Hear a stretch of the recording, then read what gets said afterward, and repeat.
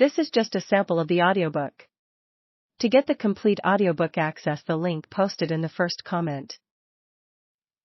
I was sitting in the Humvee on the first night of the war, 19 March, thinking of Alexander the Great, 331 BC. Mesopotamia then, Iraq today. Another invasion, the same real estate. Alexander never bothered to coin media-grabbing names, like Operation Iraqi Freedom, which more than a few people found a bit pompous.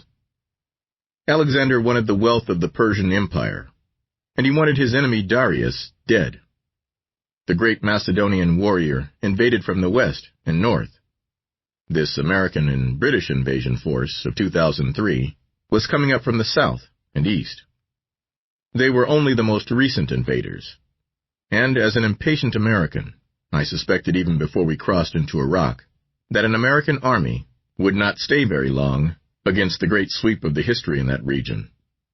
Patience, a willingness to stick it out for long decades, is not the nature of the American beast, but it is innate to Arabs.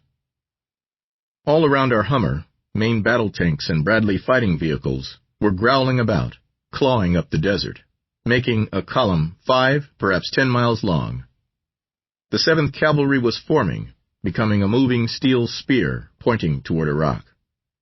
Somewhere, miles behind us, the U.S. Army's 3rd Infantry Division had amassed many more M1A1 Abrams and Bradleys, more 155mm self-propelled guns, and hundreds of support vehicles. The Pentagon's military planners used a template for the coming battle quite similar to the one designed by the great Macedonian warrior, 2,334 years earlier, when he laid claim to this same part of the world. Alexander's genius was his ability to balance and use infantry, cavalry, Cretan and Macedonian archers, and Agrianian javelin throwers.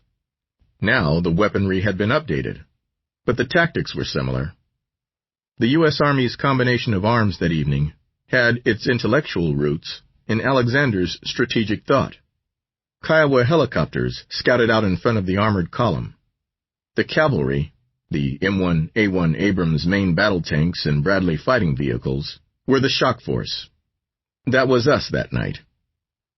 The archers raining arrows down on the Iraqis in the coming days and nights would be the superior air power of the coalition forces. For Alexander, the goal had been the defeat of Darius, the great Persian leader, who occupied Mesopotamia. For the Americans, Darius had become Saddam Hussein.